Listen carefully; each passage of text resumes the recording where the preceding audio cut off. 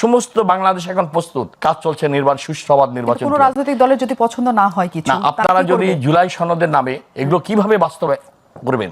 আমাদের সাংবিধানিক মৌলিক 19টি বিষয় নির্ধারণ করেছে ঐক্যমত্য কমিশন, রাজনৈতিক দলগুলো 84টা বিষয় একমত হয়েছে, কিন্তু 19টি গুরুত্বপূর্ণ জাতীয় মৌলিক ইস্যুতে সাংবিধানিক বিষয়ে অন্তর্ভুক্ত রয়েছে যেটা মীমাংসা হয়নি।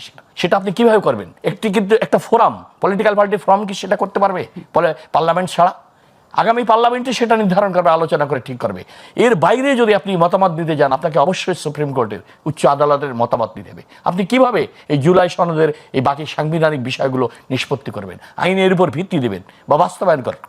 সেগুলো তো ঐক্যমত্য কমিশনে বলা হয়েছে, তারপরেও জামাত ইসলাম মানছে না। তারপরে মানছে না, না মানলে তো এটা দুঃখজনক হবে, বেদনাদায়ক হবে দেশের মানুষের জন্য। এবং আপনাকে যদি কোনো কারণে এদের অযৌক্তিক দাবি, যেটা জনগণ পছন্দ করছে না, এর কারণে যদি নির্বাচন বিলম্বিত হয়, ক্ষতিগ্রস্ত হয়, তাহলে সমগ্র দেশই আজকে সংকটের মধ্যে পড়ে যাবে নতুন করে। এই সংকট মোকাবেলা করে এই অন্তর্বর্তীকালীন সরকারের জন্য অত্যন্ত কঠিন হবে। যে কোনোভাবেই আপনাকে সংস্কার চলবে, বিচার চলমান প্রক্রিয়া চলবে, আপনাকে নির্বাচন ফেব্রুয়ারির ফার্স্ট উইকে আপনাকে অবশ্যই করতে হবে। জনগণের আকাঙ্ক্ষা, প্রত্যাশা, মানুষের গণতান্ত্রিক অধিকার তো আপনাকে ফিরিয়ে দিতে হবে। ফেব্রুয়ারিতে করতে হবে, এই দাবি আপনার কার কাছে? সরকারের কাছেই তো আপনাদের। অবশ্যই সরকারের কাছে। আপনারা রাজনৈতিক দল হিসেবে সরকারের কাছে চাইবেন যে ফেব্রুয়ারির মধ্যে নির্বাচন হোক। অবশ্যই জামাতে ইসলামও চাই ফেব্রুয়ারিতে নির্বাচন হোক, কিন্তু নির্বাচন হওয়ার আগে তাদের দাবিগুলো পূরণ করে তারপরে তারা হবে।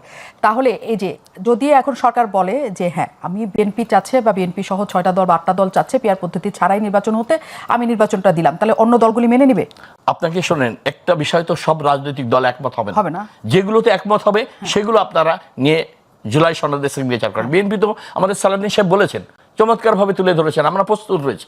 আপনি সুপ্রিম কোর্টের মতামত নিন, সাংবিধানিক বিষয় তো আপনার পলিটিক্যাল ফোরামে আপনি সিদ্ধান্ত নিয়ে সেটা বাস্তবায়ন করতে পারবেন। সেখানে ঐক্যমত্য কমিশনে এনসিপি থেকে যত রাজনৈতিক দল ছিল তারা বলেছে বিএনপি যা কিছু বলা হয় ঐক্যমত্য কমিশনে সেটাই গ্রহণ করা হয়েছে, এবং ওইটাকে ঐক্যমত্য কমিশনের পরিবর্তে এটাকে সালাউদ্দিন কমিশন বলছেন বিএনপির একজন নেতা সারওয়ার তুষার।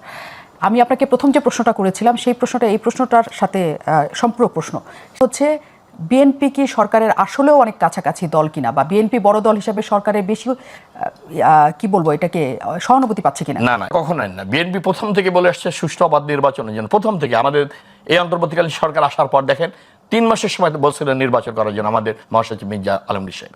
উনি বুঝতে পারেন অতীতের তত্ত্বাবধায়ক সরকারগুলো দেখুন সেভাবে তো নির্বাচন দিয়ে তারা চলে গেছে। বিচারপতি শাহাবুদ্দিন সাহেব বলেন, লতিফুর রহমান সাহেব বলেন, আজকের এই সরকার যদি ফেব্রুয়ারির প্রথমার্ধে নির্বাচন হয়, তারপরে হয়তো দীর্ঘ সময় ধরে অন্তর্বর্তীকালীন সরকার ক্ষমতায় থাকবে।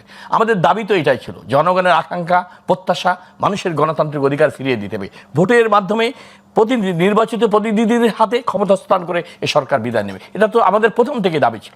আপনি সংস্কারের নামে, আপনার বিচারের নামে আপনি যদি দীর্ঘায়িত করেন নির্বাচনকে, এই সংকট, এই বাংলাদেশে যে নতুন করে সংকট তৈরি হবে, এটা তো আপনি সহজে মোকাবেলা করতে পারবেন না। এটা তো আপনাকে অবশ্যই একটি নির্বাচিত সরকার হাতে আপনাকে ক্ষমতা হস্তান্তর করতে হবে।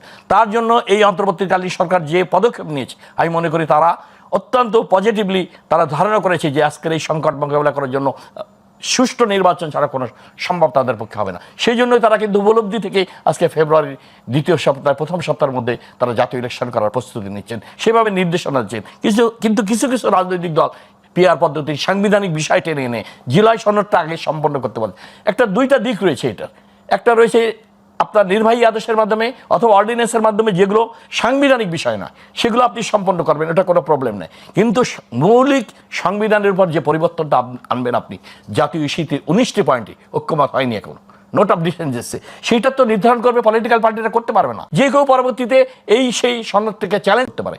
চ্যালেঞ্জ করলে তো তখন তো আদালতে যাবে, তখন তো এটা ঝুলে যাবে, এটা বিতর্কের সৃষ্টি হবে। এটা সালাউদ্দিন সাহেব চমৎকারভাবে তুলে ধরেছেন। আপনার তো এমন কিছু করা আমাদের ঠিক হবে না যেটা আমাদের বিদ্যমান সংবিধান প্রশ্নবিদ্ধ হবে।